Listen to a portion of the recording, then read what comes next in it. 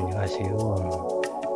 오늘 공부하실 내용은 비부명리, 신살론 비결, 형충파해장에서 파살을 공부하는 과정이다 그래요. 그래서 오늘은 축진파살에 대해서 공부를 해보시자고요.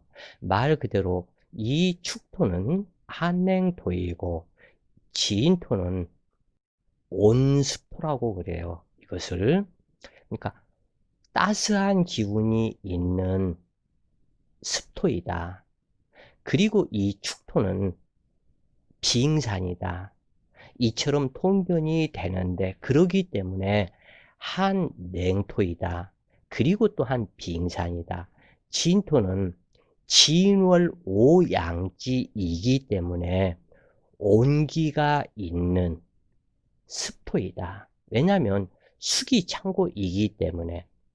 그런데 사주 명식에 축진 파살이 있으면 이건 역시 너무 한습해져 생기는 문제로, 그리고 이 축토와 진토가 있게 되면 사주 명식이 조화가 발생하지 않는다.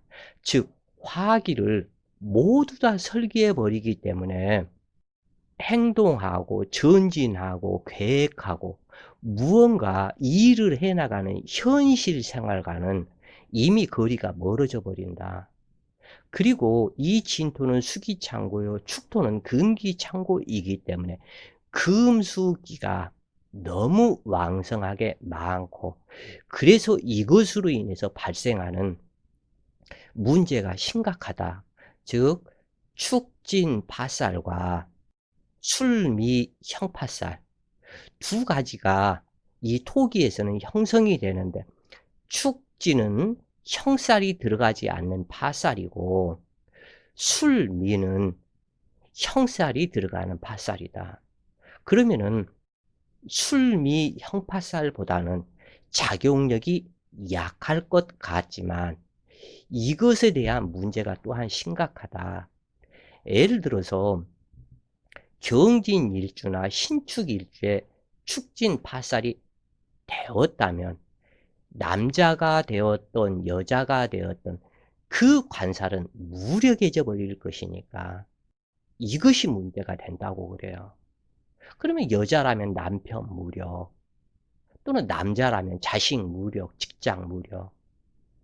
그래서 이러한 한습한 축토가 온습한 진토를 만나는 것이지만, 습기는 더욱 강해진 허박한 토기로 언제 무너질지 모르는 토기가 되고 습냉함에 의한 장애를 피할 수가 없다. 그러므로 유력한 간목이 있어야 화기작용이 빛을 발하는데 반드시 간목이 있어야 한다 그래요. 그래서 간목이 있어서 토기를 제어하면서 또는 습토에 뿌리를 받고 수기를 흡수해서 나뭇잎으로 수기를 증발시켜야 된다. 그러면은 이 수기를 증발시켜 주는 그 임무는 화기다. 그래서 축진파살이 있는 사주에서는 신강, 신약을 떠나서 무슨 일주가 되었던 간목과 병화가 반드시 있어야 한다 그래요. 그래서 유력한 간목과 병화가 된다면 축진파살은 굳이 의심하지 않아도 된다 그래요. 무난하게 보낸다. 그러나 사주가 한습해서 생기는 이 문제를 꼭 살펴야겠다 그래요. 그래서 축진파살의 제일 큰 피해는 냉의 피해가 되는데, 화기와 수기 모두에게 문제를 일으키게 되는데, 육친작용에서 갑진일주일 경우 큰 문제 없이 무난하지만 을축일주일 경우 부부 인연의 변함이 반드시 오게 된다고 그래요. 이러한 그 원인은 을목 자체가 이 축토의 비잉산에다 뿌리를 내릴 수가 없기 때문에 자기는 온기를 머금고 있는 진중 무토가 좋다.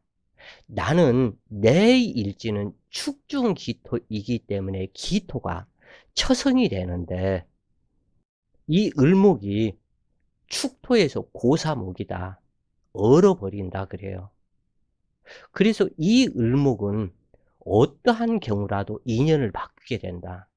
비록 축중기토가 본초이지만 진중무토가 나는 좋다.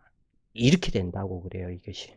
그래서 부부 인연의 변함이 오게 된다. 그런데 이 경우 갑진일주라면 이 갑목은 또한 마음에서 온화한 토기이기 때문에 무토가 좋기는 좋은데 자기 마음속에서는 축진 파살이 발생이 되면서 바로 옆에 근접한 축중기토, 이 기토가 꼬이게 된다. 이 갑목을. 자꾸 꼬인다. 나는 내가 현모양처가 되어서 당신을 성공시켜 줄 테니까 당신 이혼하고 나한테 와. 나하고 같이 살자. 이렇게 된다고 그래요. 이 부분이. 그래서 가정적인 문제가 있게 된다. 이 경우 갑을목 일간이 아닐지라도 목기에 해당하는 육친의 부부 인연의 변함이 반드시 오게 된다고 그래요. 그러므로 축진파살에서는 조습의 균형이 무너지는 것을 먼저 관찰해야 한다. 목기작용이 활발하다면 피해를 최소화할 수 있고 축진파살의 흉액 또한 무사하게 되는데 목기가 한랭해져 발생하는 문제와 화기가 쇠약해지는 현상도 관찰해야 한다. 화기가 쇠약해지는 현상도 관찰해야 하는데 축진파살은 진중을목이 축중개수의 수목응결에 한랭 피해를 당하게 되는데 축중신금이 진중을목을 극하는 데서 오는 을목의 정신적인 문제를 함께 검토해야 한다. 축진파살은 매사 조급하게 진행하거나 경험이 없는 일에도 자신의 능력을 과신하거나 무리한 욕심을 내어 사업이나 어떠한 일에 손을 대고 명예와 재산을 손상당하거나 가정 파탄을 가져오는 예가 많은데 진중무토가 축중계수를 합하고자 하지만 축중기토가 방해하고 축중신금은 진중을목을 극하고 을목은 기토를 극하며 기토는 계수를 극하는 형태의 육친 통변을 잘 해야 되겠다 그래요. 대운에서 축진파살이 이루어진다면 세년과 세월에서 진술충미 파살작용이 가중되어 나타난다. 년월지나 월일지 또는 일시지에 축진파살이 있고 행운에서 다시 파살운을 만나면 남명은 인처 파재하여 처가 분수에 넘치는 일을 저질러 재산 손실을 보기 쉽다. 여명은 남편의 사회적인 무리로 가정이 흔들리는 장애가 발생하는데 사건으로는 주변과의 경계선 다툼이나 축대, 붕괴 등의 사고, 택지 정리, 가택 수리, 조경 등을 다시 새로 하거나 앞에 열거한 일들이 오랫동안 끌어오던 사건이라면 의외로 쉽게 해결되거나 결말이 나기도 한다. 질병으로는 유장, 비장, 맹장염이나 복막염, 피부 습진이나 냉병 등의 관련 질병이 발생할 수 있으며 수술수가 있을 가능성이 있다. 그리고 이 부분에서 필자의 오랜 그 감명에서 이렇게 보면 제일 큰 축진파살에 피해를 당하는 일주, 이것이 정축일주이거나 병진일주.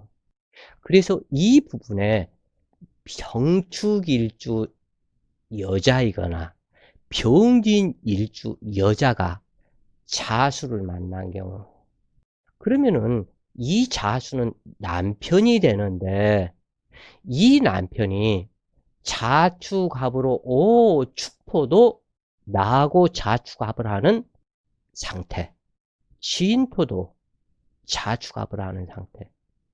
그래서 정축일주나 병진일주에 자수가 있었던 여자라면 반드시 남편의 신상 이변수가 있게 된다.